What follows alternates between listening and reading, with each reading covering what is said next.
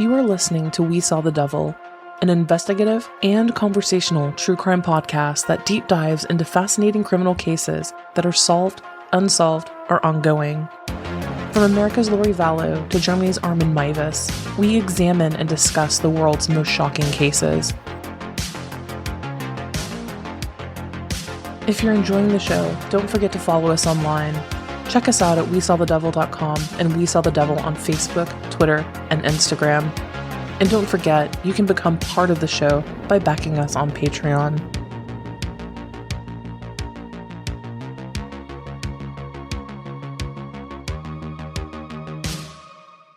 Hello everyone, you are listening to We Saw the Devil, and we are back with part 2 of our Lori Vallow year-in review. If you haven't listened to the first one, I highly suggest you do, where Brittany and I break down everything that's happened in the Lori Vallow case starting back in 2021, and we're going to recap everything going into the new year. Before we air part 2, really quick housekeeping. You can find us at WeSawTheDevil.com. From there, you can find us across all social media, as well as our Patreon, whereas for little as $3 a month, pretty much a cup of coffee, guys, you can financially back the show and get a series of cool swag and gifts in exchange for that. Postcards, stickers, merch, things like that. So if you've been looking for a way to further support the show, head over to our Patreon and take a look to see if there's a package available for you. And don't forget, for the final show of 2021, we are going all out. It's going to be a really super fun one. We have our roast. We have a lot of different fun segments. One of those being Confess. Head on over to WeSawTheDevil.com/confess. You can anonymously submit your grievances for the year. What do you wish that you could say at Christmas dinner, or something that you want to get out into the ether anonymously before the new year? Like, let's start this off right. So head on over to WeSawTheDevil.com/confess and anonymously submit what you want to get off your chest before going into the new year, and we will read it on the next episode. So let's get into it. And that takes us up to October. Now, this is where it starts getting really messy with the whole change of venue. Is the case joined? Is it not? Where are we going? This is where we really start to see a pickup in these back and forth hearings regarding this. So October 2021, October 5th is when Judge Boyce says, okay, yeah, absolutely, it's got to be moved to Ada County. So I'm excited, because that's here. And right? I still have this stupid hope that, like, maybe I can go to it, you know? Who knows? Maybe. We'll see which variants just playing around outside then. We'll probably be on, like, the 4th one by then. Yeah. I hope it's named something cool this time, though. You're right. So now in October is when we get a lot of these different interviews, too. Because keep in mind, this document dump, where was that dump again? Where did it take place? All over our chests. All over our chest. So in the Chandler PD world, they just kind of kept slowly releasing these videos. And this is when we get the interviews for Zulema, Melanie Gibb, Brandon, Alex Cox, Tylee Ryan. And then we have a 55-minute one with Lori. But I'll save you guys a little bit of time. 23 minutes of that, it's just her praying, sitting in this chair. Like, she just folded arms, eyes closed, praying. So really, it's weird. Like not that long. And I watched it. I got really excited thinking that, like, she'd be alone in this room, and she's got this perfect posture in her little prayer mode, and her foot slipped on the leather chair. I was so excited for sound and the idea that it was maybe like a fart, and it wasn't. And I was very sad. I do picture you watching this and hoping for that. I needed something where it's like, okay, good. I didn't just watch a woman sit for 23 minutes doing nothing. But you did. I did do that. We didn't get a Pam Hupp moment. Nope. Okay, so on October 7th is when we get even more material, 24 gigabytes worth of it. And this is where it's basically everything surrounding the death of Charles Vallow. So you get these never before seen interviews, additional audio recordings, text messages. It's everything. And it really helps piece together these different things of, well, Tylee said this, and this is what Lori said. Well, here are the text messages that led up to it. Here are the interviews that happened after the fact. It's wild. The original story we went into 2021 with is entirely different than what we ended with in October of 2021. Yeah. Crazy. Very crazy. Also in this dump is when we were first penetrated by Loinfire, the novel written by Chad Daybell via text message to Lori. And reading this was basically like medicine to me. So I wasn't feeling great at this time. Part of the reason we haven't done an update in a while that I've been part of is because I had surgery, and the same day I read Loinfire, I was going into surgery. This was the funniest thing, and I'm so glad it was like one of the last things I read before going under the knife. If you died, at least you would die, satisfied? I'm not sure what you're trying to say. I don't know. I'm I don't terrified. know what I'm trying to say, and now I'm starting to feel a little bit weird that I used the word penetrated as well. But yes, I was satisfied. Okay, so what else happened in October? Give me a palate cleanser, please. Of course. So we had these audio pieces of, again, the week of Charles' death. And this is where we actually get to hear Lori's call to the insurance companies trying to figure out, hey, how do I get that payout? Where's that $1 million? Yeah, just real quick. But it wasn't just Lori that called trying to figure out these different arrangements. We also had Chad Daybell.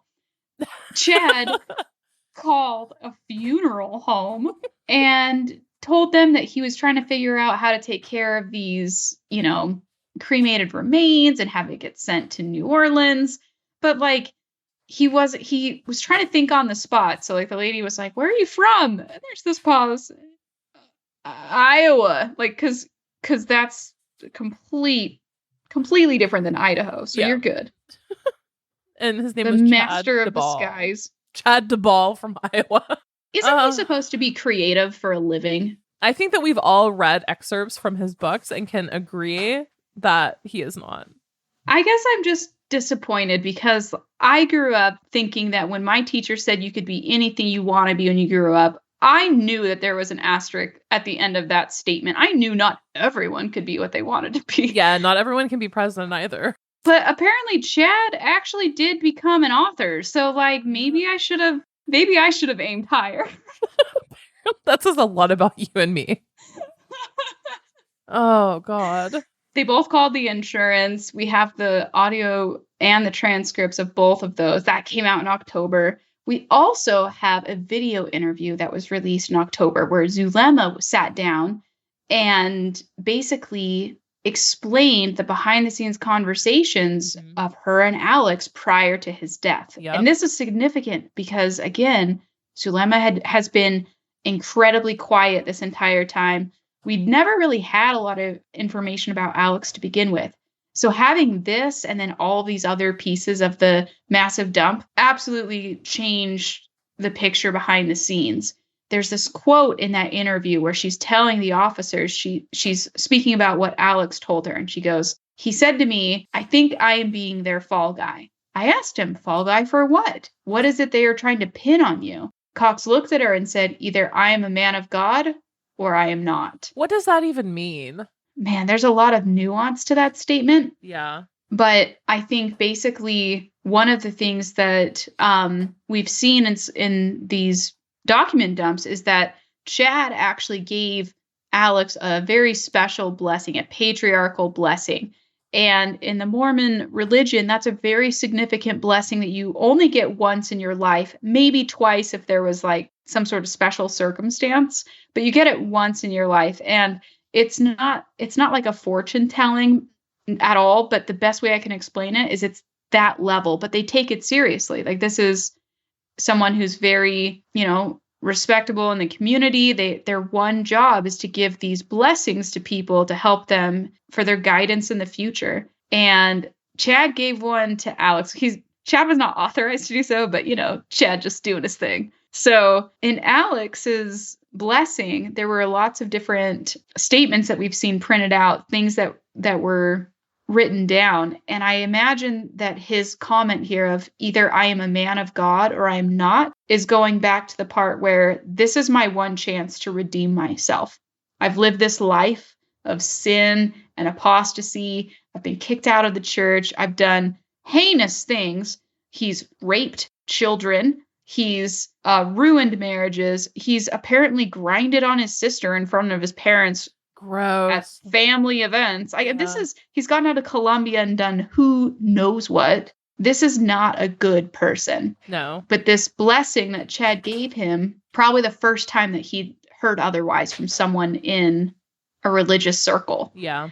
He was holding on to this. And so I think for him, again, cognitive dissonance, I think he really needed to be like, okay, as long as everything that he told me is real, maybe this isn't going to turn out terribly for me. That's a really great perspective and not one that I would have come to organically on my own. Again, this is just with the Mormon nuances of all of it. It's important to look at those pieces. And another little disclaimer, I recognize again that none of this was certified in any way. It was not a real patriarchal blessing. It's not that, but to them it was, right? That's what you can always say to crazy people. It's I believe that you believe this, right? You can say that and it's true. I believe that Alex believed that. Yeah. I think he was full of shit and he was a terrible human being. Yeah. But I believe that he believed those things. I agree with you, for sure. On October 21st, we have yet another hearing where, if you can guess this, Robin, what do you think they decided about Lori Vallow? She's still not competent. Holy She's shit, off her rocker. Right.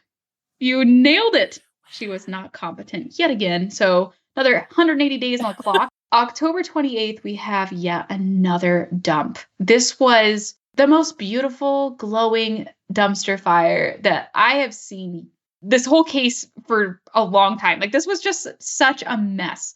So here's what happened. And we've gone over this a little bit, but long story short, Lori Vallow's in her little hospital and her therapist person and they were watching her trial on TV together because that's appropriate. That's a good way to break away from crazy. And let's just watch you get tried for this. So they're watching her court case and someone somehow tells her, you need a different fucking attorney. And they gave her the homework, her follow-up. If you've been in therapy, this is normal. But her homework was, why don't you find that attorney? Here's the phone number to the legal services of the LDS Church. Call this number, tell them what's going on, and you're going to get taken care of. No. Well, we don't know if that's what happened. We don't know. I'm summarizing for sure. But this is what has been alleged by Lori's attorney, Mark Means. So Lori calls down to the church. We don't know what that conversation was, but we know that something was said to the point that that attorney then called Rob Wood and said, yo, I just got off the phone with Lori Vallow, just FYI. And then at some point, Rob Wood notified James Archibald, Lori's new death penalty attorney. So someone who's, a grown-up. He sits at the grown-up table at Thanksgiving. Mark Means was left out of that conversation. And then he filed this motion, which is basically just saying this is some bullshit. So the statement that he makes is just alleging all kinds of stuff, saying we have to unpack this, we have to talk about it. So Lindsay Blake and Rob Wood fire back. They basically just say these are unfounded claims. And if you have a problem, don't go to the media. Don't release this publicly. Maybe come talk to us. Yep. Well, then the law firm down in Utah was like, since everyone else is talking about what happened, I think we need to make a statement too. And so they released their statement as well, basically saying that they called Rob Wood immediately. So everything's fine. They took care of it. Well, obviously that's not the end of it. So basically that's still ongoing. We still have to figure out all what actually happened in there, but this is still a huge point of contention between prosecution and defense. Okay, so that closes up October, and now we are back to November. So no big deal, but Robin, could you just catch us up on the mess that was November? Oh, God. Okay. Strap in, guys. So on November 5th, John Pryor filed a motion of discovery of a, quote, full and complete record, end quote. Dramatic effect, and an evidentiary hearing in which he can call on witnesses like the state employee who we now know is named Nicole Cleveland. That also includes Is it Rob McConkey? Yes. Daniel McConkey. I really dislike that name. I'm sorry. Say that again. Daniel McConkey. Is it the last name that bothers you? you? The last name is what bothers me, absolutely. Okay, so fun fact, that's actually a very prominent Mormon last name. That was the name of one of the past prophets of the church. So on my dad's side of the family, I have someone who's married into the McCorkle family. It's close. It's close. So John Pryor wanted a special prosecutor to litigate this entire issue, right? And Brittany and I discussed this in a previous episode where he wanted everything to be fully transparent out in the open. He's like, no, we do not want anything sealed, relating to this matter. It needs to be out in the open under direct light so everyone can see it. Fully agree with him. When you have a public servant come out of the woodwork and be like, hey, got the church involved potentially, you want that to be completely above board. And what is our reasoning? Especially in a death penalty case. Yeah. But I mean, not because it's like, we really want Lori and Chad to have a fair shot. No. We just don't want this to get acquitted or have it result in a mistrial. If you just put the effort in now, we can make sure that they die later. In response to that, so we now have a huge issue on our hands, right? This is a mess. This is officially a hot mess. But also on November 5th, the prosecution and Rob Wood came out. They filed a motion stating, guys, I think this is getting potentially a little expensive. So let's examine the full scope of having the trial in Fremont County, as well as having all of the jurors bust in and sequestered there versus holding it in a different county. So they requested a hearing after basically giving and citing a handful of reasons of why they believe it should be held in a different county. So it's crazy. Because keep in mind, the judge already ruled on this. We are going to Ada County. And they're like, but Dad... Yeah, exactly. Yeah. Do you know why the prosecution is fighting for that so hard? I think it comes down more to the jury pool. Again, prosecution, it's in their best interest. They need to convict. They've got death penalty on the table. They cannot afford to walk this. They just set everything up so that they could win this thing. They've got this bulldog of a death penalty attorney that has said nothing on Zoom. Lindsay Blake is ready to take over all Fremont County stuff. They are armed and ready to go with this case, and now they have to potentially limit their ability to have this be an open and shut conviction because now Ada County is involved. And here in Ada County, where I am, basically the mix of Mormon influence and whatnot, it's not as prevalent as it is in East Idaho. And so it's maybe going to be less of a sure thing. I don't know. I feel like this is a sure thing regardless. It doesn't matter where the jury's from, but I don't know. It just seems so insignificant. I feel like this is pretty open and shut, and Rob Wood is kind of wasting time now on this. Even in this last hearing that they had, it was hilarious because they were like, well, driving on the highway and it's winter. And John Pryor jumps in. He's like, I've been driving on this highway. I've never had a problem. It was just so ridiculous. They're just a bunch of, I don't know, mean girls to each other. Yep. It's ridiculous. The other big thing that happened, though, we had a little bit of a spotlight shine on someone that has escaped the stage for quite some time. Yep. And that is our girl, Melanie Pawlowski. Yes. Finally. She was the one person, Melanie Pawlowski has been the one person whom everybody knows is involved to some degree. I mean, remember, Ian Pawlowski, her new husband, Brandon Boudreaux, got shot at, all of that drama, right? Well, Melanie Pawlowski has had a larger, more involved hand in this. And we've seen that from statements to the FBI that Ian Pawlowski has made, her current husband. But for some reason, she's totally escaped the spotlight.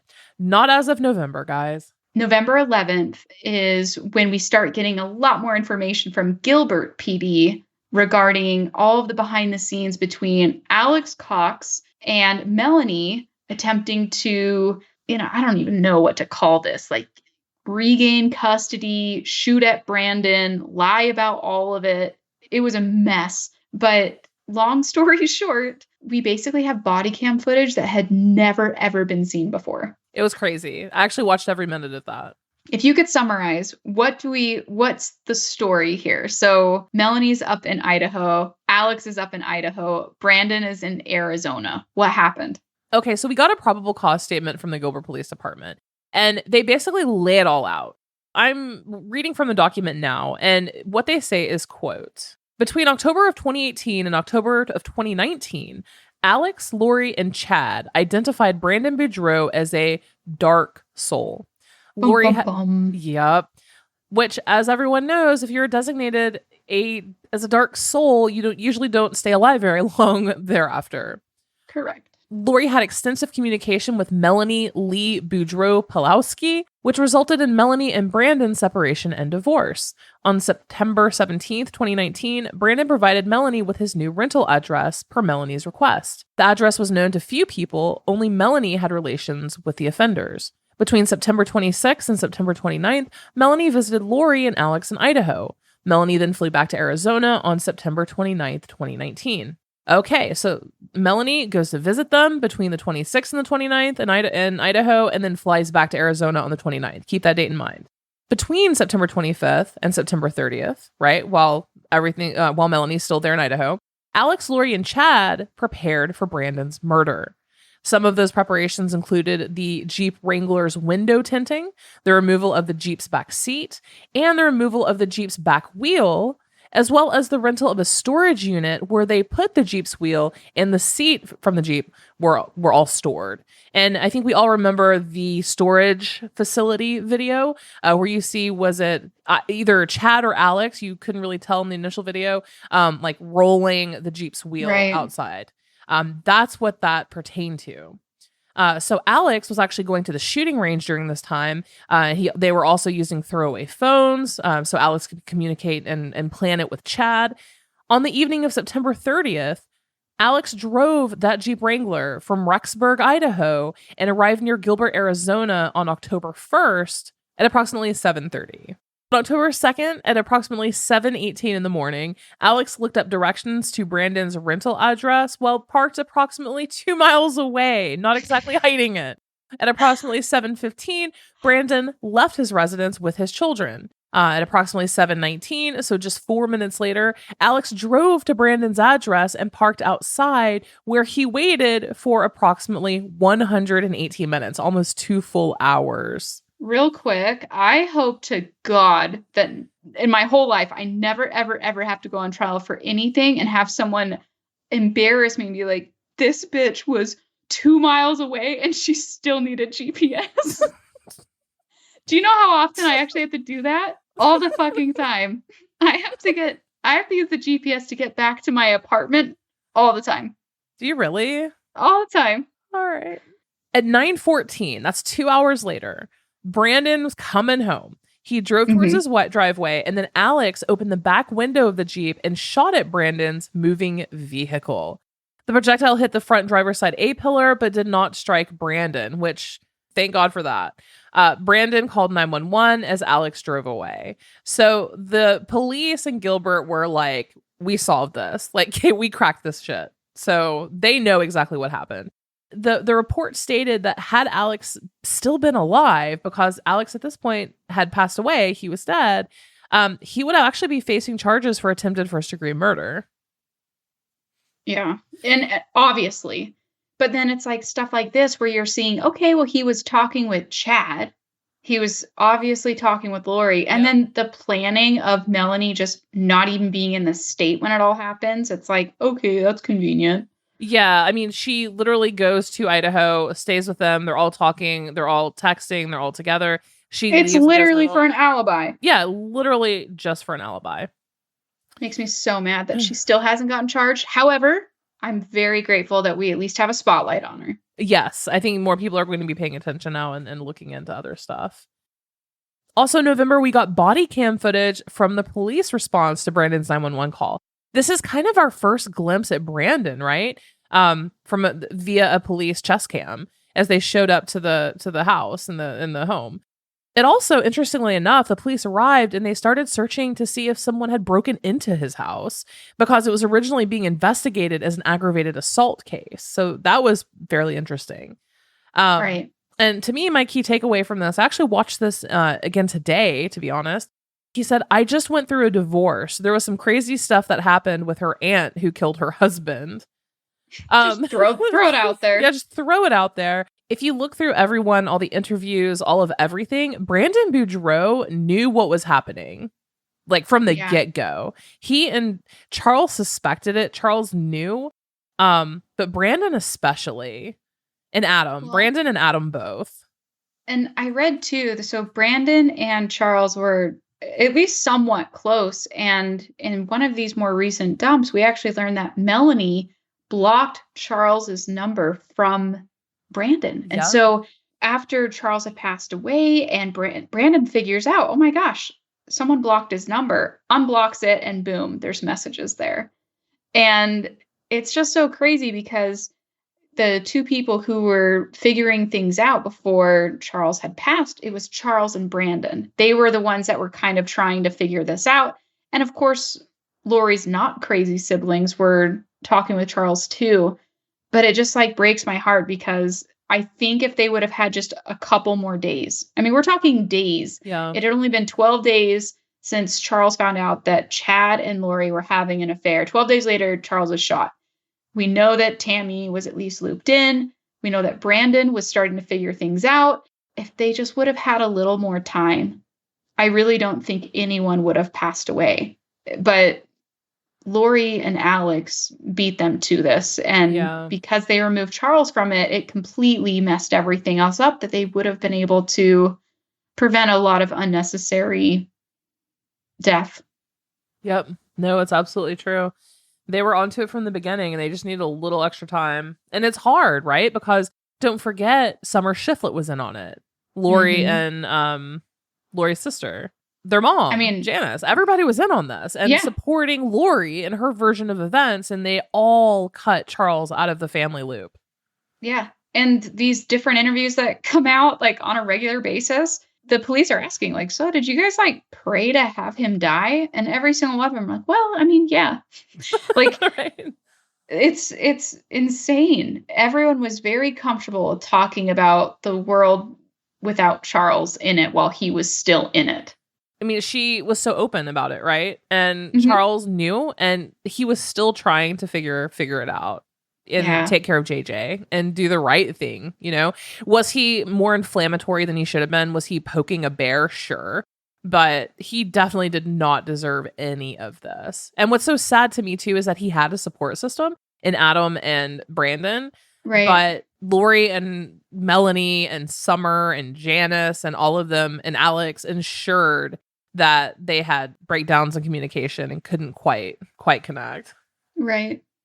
So yeah, Brittany, tell us about the Melanie Boudreau drops because it's like, boom, floodgates open. Melanie Boudreau. So since she has not been in the limelight for quite some time, let me give some very quick backstory. Okay. So we have Melanie Boudreau and her dad, whose name is Steve Cope. Steve's wife is Christy Cope. Got it? Cool. So once upon a time, Christy was visiting Melanie and Brandon. This was back in May of 2019. So we're going back a ways. And she regularly used to visit, but this time was very different. When she went in, the house was disgusting. Holes in the wall. It was messy. The kids were just like all on devices, which like no judgment, but like, come on, when company's there, at least pretend. And a little bit of an additional nugget. So when this actually happened, I actually know someone who knows the Copes. And it was actually worse than just that. The children had feces, like they were dirty. No. They had taken markers and like written and drawn all over the walls. Like it was absolutely filthy. Like filthy is an actual understatement. And Brandon, we know, was doing pretty well for himself. Obviously, he had a decent life insurance policy or multiple of them. He was driving a Tesla, and I believe he was living in a pretty nice house. So for it to be a disaster is like, holy shit. Oh, this would, yeah. This would have been bad. Bad. So while Christy's there, she's seeing this. She's seeing everyone on their phones. And Melanie would just be like, I'm going to the temple. And then just like bounce for a few hours. Just leave everyone in chaos.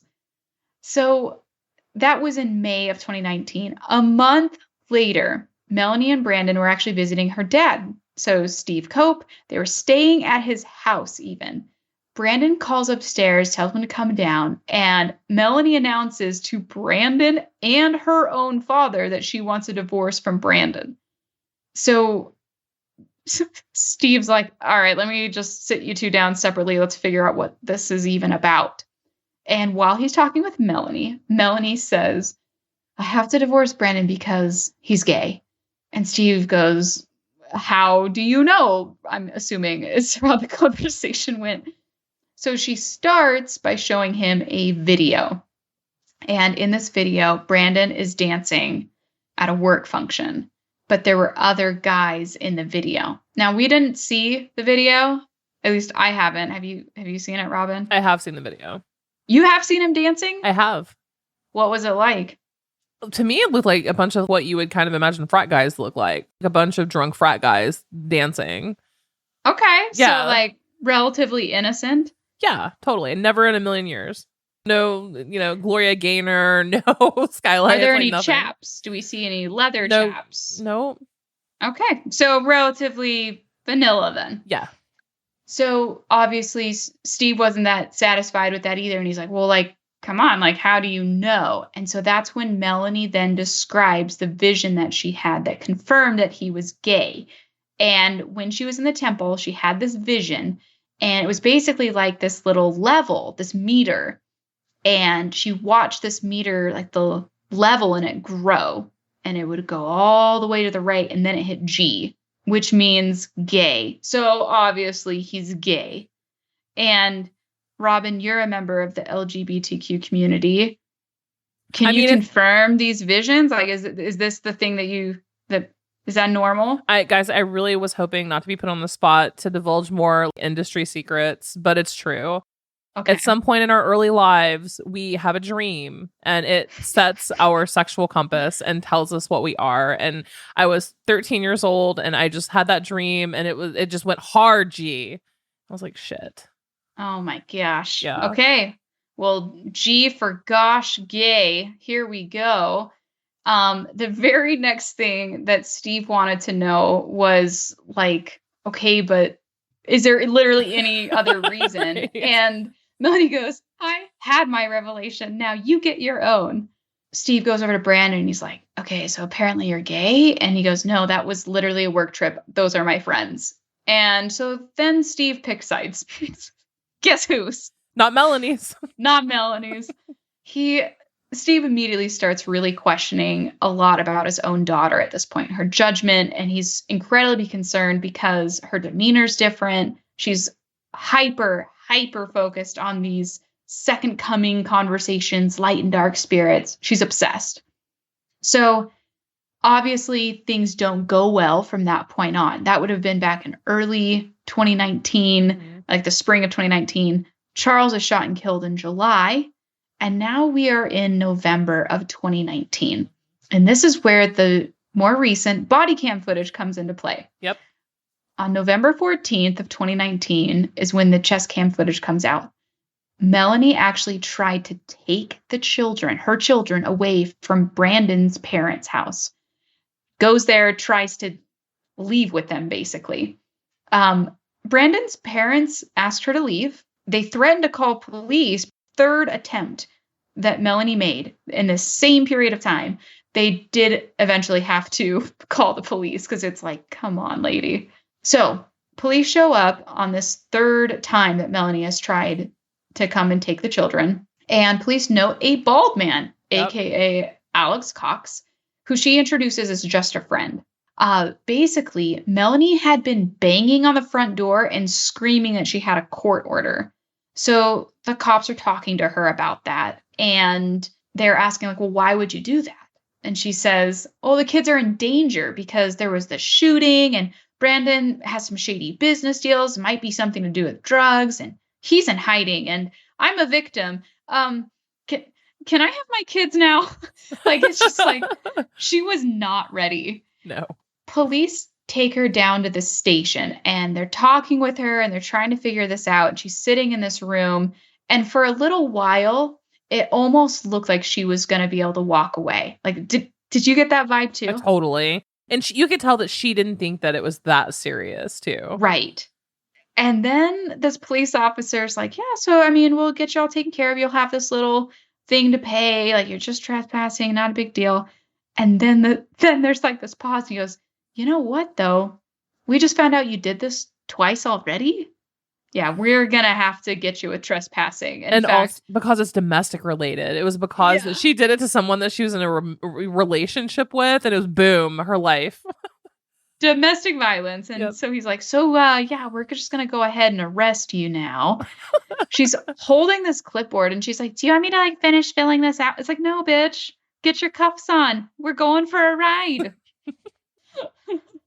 Watching her get handcuffed literally made me realize that is my kink. That is my kink of kinks, guys, because we have not gotten the satisfaction of watching every single one of these people handcuffed and taken outright. And so far, the only taste I've been able to get is Melanie Pawlowski. And God, it felt so good. She was flabbergasted. Yeah. Completely thrown. It was the best.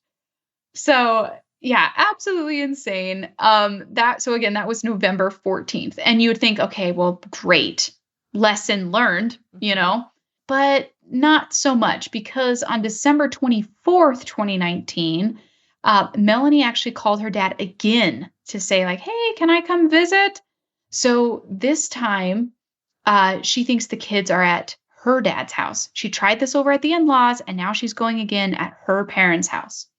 Steve thinks that basically Melanie is assuming that the kids are hiding somewhere here, but he, says, yeah, absolutely, yes, come on over. And she goes, great, I'm already here outside.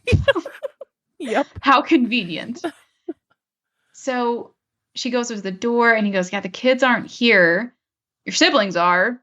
And so she goes downstairs and she's like looking around for her kids, but ends up just chatting for a little bit. So the kids are not there. She stays to chat for a little while. Like, I read that she stayed to chat for about 45 minutes. Mm-hmm. That's crazy. So while she's there, obviously her dad is like, okay, she's here. I've got questions. And so he just mentions Lori, how everyone's looking for these kids. Like, what is going on? Everyone's concerned. And then he mentions, Alex as well and goes, aren't they murderers? And Melanie starts to cry at this. She starts to cry over just the idea that someone's alleging any form of negativity towards Lori and Alex at this point. Keep in mind, Alex had passed away just basically a few weeks prior. Yep. Knowing what we do now, I don't think it's too far of a stretch to say, like, when Melanie sat down for her interview saying, like, oh, no, Alex and I weren't that close. Like, we talked a little bit. Or even to police, she says that he's just a friend. She cried when her father mentioned his name. Yep. There's something there. And then same thing, too, with Lori. Her whole thing of like, oh, no, like, Lori and I weren't, like, super close. We didn't really talk to kids that much. I mean, I don't know. Like, you literally started crying. Yeah. I mean, because there's enough evidence present to indicate that she and Alex were super, super, super close. Yes. And it's really interesting now, again, looking back on the whole year, we can see that Melanie was very calculated when it was finally time to try and take that attempt on Brandon and get the kids. Like, she had a lot of examples ahead of her of how to go about this. There's things we can look back on and say, okay, Melanie knew to ask for victims' assistance. Melanie knew to mention she feared for her life, feared for her children's lives. She was following the exact language, basically, of how to go about this because of what she learned from Alex and Lori already communicating with police all these other times. Yep. So again, very glad that the spotlight's on Melanie again. Melanie back in the spotlight's fantastic, but we need to kind of circle back because I breezed over this really quick. Alex passed away in December of 2019, and we learned a little bit more about that. Yes. So after Alex died, detectives obviously went through Ylana and Alex's phones. The investigation into Lori Vallow was already kicked off. They realized potentially Charles Vallow, that murder, that Alex had been involved.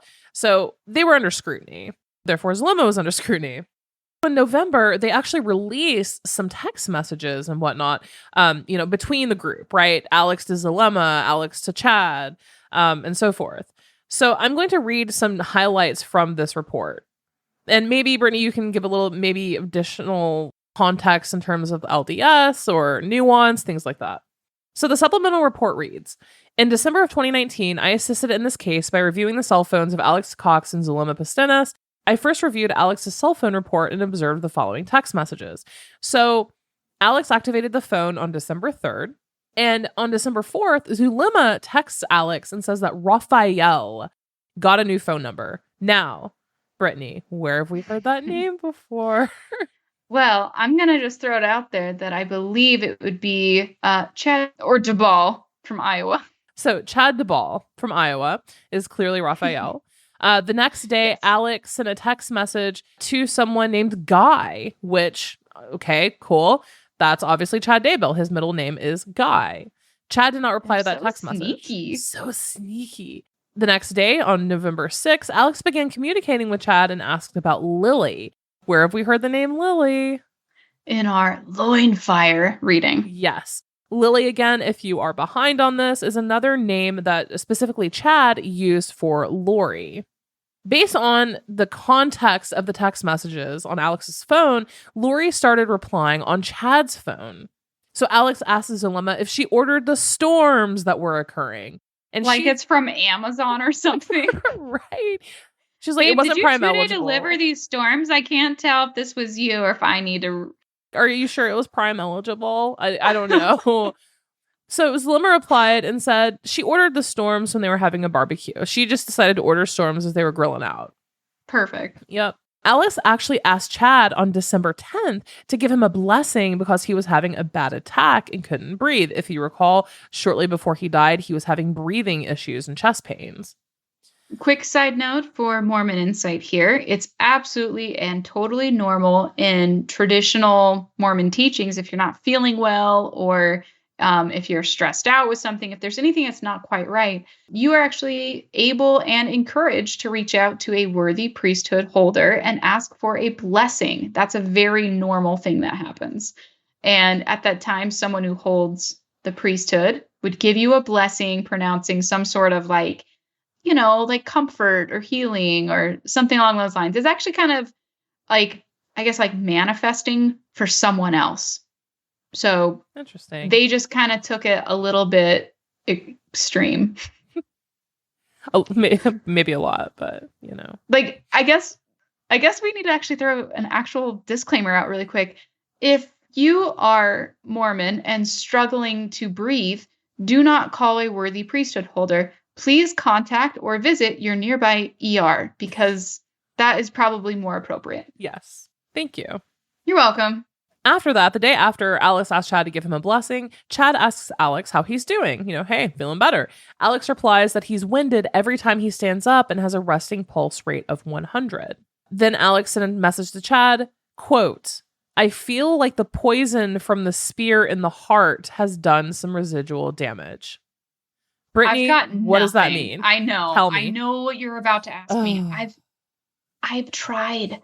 I cannot think of what this is. That is 100% code for something. Yes, but it's definitely not code for something. I should say definitely. I don't think it's something tied to Mormonism. So it continues. Alex received a call from Melanie Boudreau because, she's not close to him at all. Never calls, rarely talks. After talking to Melanie for a few minutes, Alex then called and spoke to Chad. Alex then texted Melanie, that's a big no-go on your stuff. Just buy a new computer. They won't give it back to you. They are holding it for leverage until you help them. So just write it off. So they're so not close that they're literally giving each other pointers. Alex is giving her pointers on how to evade police. Well, and keep in mind at this time, this is when the FBI was actually probably working with Ian trying to get stuff. Like she had already had her stuff taken by the FBI. Yep. And don't forget, also during this time and during the previous conversation we had about Brandon Boudreaux, like shortly after the attempt on his life, the FBI was squeezing Ian, but Ian also told his ex-wife, Natalie Pawlowski. And Natalie Pawlowski actually directly reached out to Brandon Boudreaux herself. I mean, it's just like a hot mess weave of people, like web of people here. So here's something else super telling that I think that we all can probably agree on. Chad then texts Alex and says, hey, I paid all of the bills on the Rexburg house. If you recall, Alex had an apartment in Rexburg, right? Like the townhouse. Alex replied and said that he was just going to let it go with all of his stuff. Crazy. Now, what does that indicate to you, Brittany? I think I honestly think that this was another preventative way of making it look like Chad had nothing to do with anything. Like, oh no, like I paid his bills. Of course he wasn't gonna die. Like, why would I pay for something if he wasn't gonna be here? And then because they're idiots, they're texting about it. And Alex is like, oh, you don't have to do that, man. I was gonna die anyways. Yeah, I feel like that's pretty much a key context, like key clue here of Alex just saying, no, I'm just going to let it go with all of my stuff. I feel like Alex knew he was dying. I feel like Chad was like, hey, wink, wink. I just paid all the bills. Wink, wink. Like, I don't see. They're just not smart. No. And I'm not saying like I'd be able to do better. No, I totally would. I would definitely be able to do better than these guys. Yeah, it's pretty bad. It's pretty bad. What in the world does poison from the spear in the heart mean? If any of you have ideas, yeah, please throw us out, comment on social media, whatever. Let us know what you think that means if you have some additional insight. And then also, again, I believe that Alex knew that he was going to die. Yes. All right. So the tail end of November, lots of back and forth discussion on where the trial is going to be taking place. And Judge Stephen Boyce has pretty much kicked that can down the road. So much is going on. It's just kind of like, it's not important to really talk about that right now. And then we have the hot mess with Lori Vallow, Nicole Cleveland, and all of that. John Pryor, ringing the bell, trying to get a hearing to go over everything.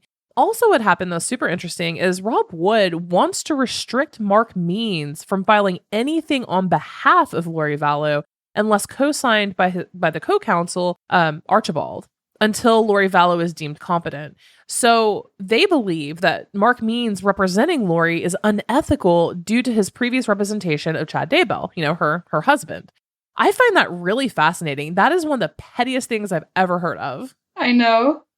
They are just such divas about it at this point, and it's fine. Like, just let them just be angry at each other for the rest of this time. But I actually do agree. I can't believe it takes emotion for this to happen, but I think it makes sense for Archibald and Means to communicate if they have the exact same client they're trying to keep from dying. No, I completely agree. It's just is so bizarre to me. But yeah, trying to get him off of the case because he represented Chad for a hot minute, come on. Now, don't forget, too, guys, that this has already been brought up. Rob Wood caused a huge stink last year when he was like, no. Mark Means cannot represent her because of this conflict of interest. And Judge Boyce, they had a whole special hearing about it, and Judge Boyce must have been satisfied because he found that there was no conflict. So this has already been decided. And then here Rob Wood's like, this man is incompetent, which he's not wrong.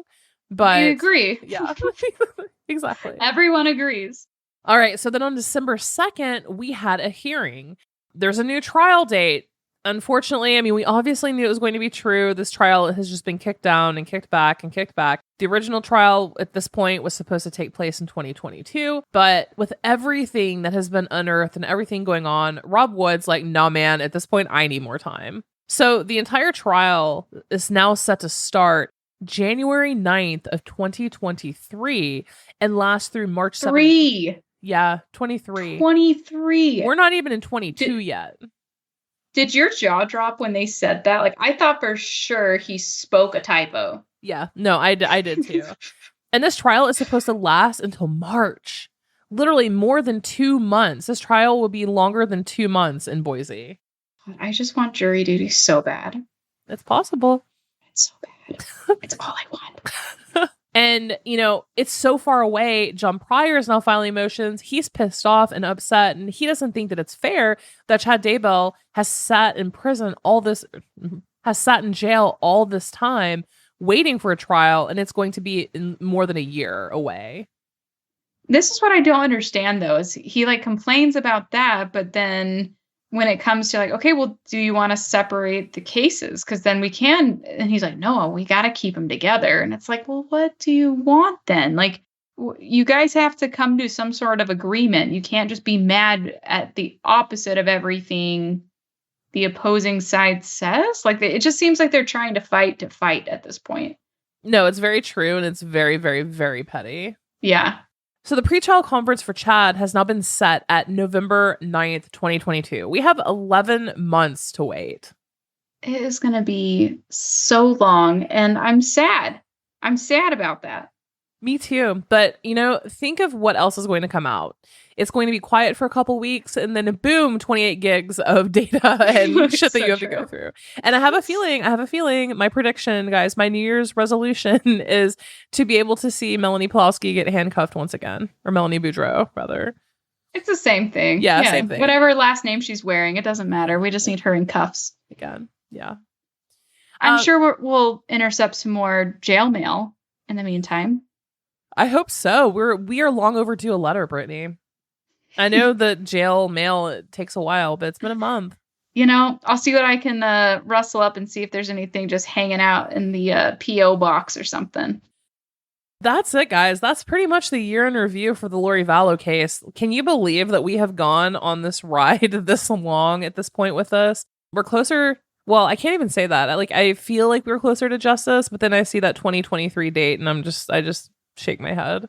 Yeah, I'm a little too overwhelmed to even be thinking about 2022. Right?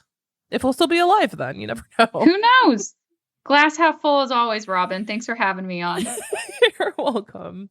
So that's it for today, guys. We wanted to set it up, do a full year in review. The next episode is going to be our overall true crime year in review. We have some really cool segments ahead. And don't forget, Brittany, do you want to talk about the confession thing? Let everyone know again. Yes, please. Guys, if you are going to be with your family and friends this year for the holidays and you have something that you want to get off of your chest, go to wesawthedevil.com/confess and say to us what you wish you could say to them. Don't use names. Don't use anything too identifying. And we will read our favorite pieces of hot mess to the rest of you. I love, in the words of Marie Kondo, I love mess. We love mess. Yes. Beyond that, guys, don't forget, you can follow us all across our social media by going to wesawthedevil.com. From there, you can find us, again, all across social media, as well as our Patreon. If you're not familiar with Patreon, for as little as $3 a month, you can financially back the show, make a statement, and say, no, I really love what you're doing. I want to financially back, and get some cool shit while doing it. Stickers, postcards, which, by the way, patrons should have received their monthly postcards for the month. That episode will be out next week for our Patreon patrons only. Who doesn't love mail? Right? Mail that isn't a bill. It's fun to get mail. Right? Postcards have fully resumed, back in order, and we will have that monthly Patreon-only episode. Also, ad-free episodes. I know that you don't like stopping and listening to ads every so often, so yeah, become a patron and you'll get ad-free episodes and cool shit. Is now the time that I should interject the vaginal mesh commercial, or? Yes. Okay. I fucked it up. I said vaginal mess. Who am I to judge? All right, guys, that was it for today. We are finally fully caught up in the Vallow case. Thank you for joining us. Thank you for listening. Again, you are listening to We Saw the Devil. Until next crime.